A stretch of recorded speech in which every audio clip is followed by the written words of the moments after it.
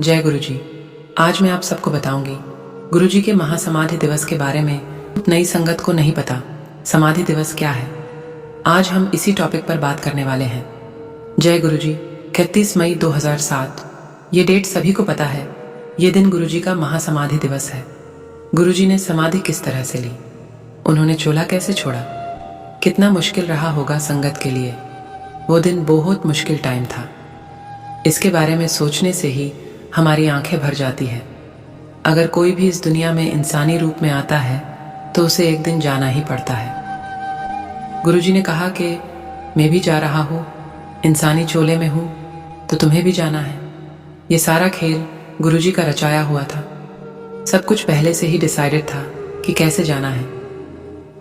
गुरुजी ने अपनी संगत से काफ़ी टाइम पहले ही कहना शुरू कर दिया था कि बृहस्पति दिन की पूर्णमासी में चला जाऊंगा।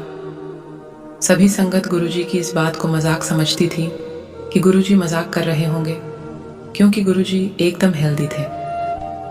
गुरुजी को खांसी थी। उस टाइम संगत उन्हें कहती थी, गुरुजी डॉक्टर को दिखाओ।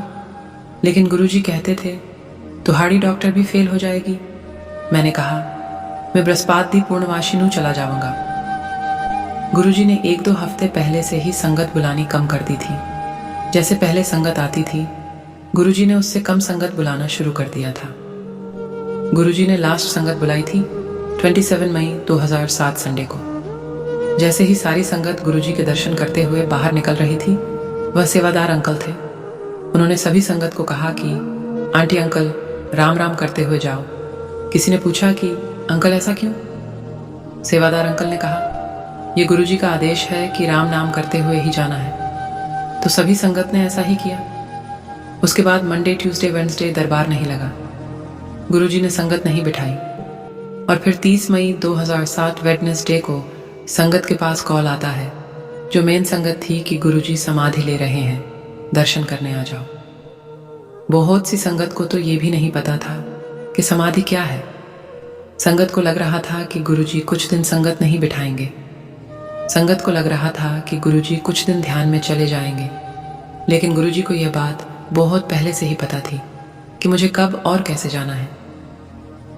जब संगत समाधि के दिन पहुंची तो उन्होंने देखा कि सब संगत ने वाइट कपड़े पहने हैं। सब रो रहे थे और वहां सतनाम श्री वाहेगुरु भजन चल रहा था। फिर बेसमेंट से एक एम्बुलेंस आई। उसके अंदर एक बॉक्स था शीशे वाला, जिसमें गुरुजी लेटे हुए थे। उनकी आइज क्लोज थी और फेस पर स्माइल थी। सब हैरान थे कि गुरुजी को अचानक से क्या हो गया। वो तो बिल्कुल ठीक थे। सब गुरुजी की आखिरी फोटो भी ले रहे थे। वो टाइम बहुत मुश्किल था संगत के लिए। सब सोच में पड़ गए थे अब क्या होगा। एक दिन तक सब वहीं रुके रही, क्योंकि दुगरी गांव से गुरुजी के रिलेटिव्स भी आने वाले थे। गुरुजी के बापूजी भी आए थे। गुरुजी के बापूजी आए। उन्होंने गुरुजी के पैर छुए और बड़े मंदिर में शिवलिंग के सामने गुरुजी को अग्नि दी। जैसे ही गुरुजी को अग्नि दी गई, पूरे मंदिर में गुरुजी की महक आने लगी। संगत जी, ऐसा नहीं है। 31 मई बुरी तारीख है।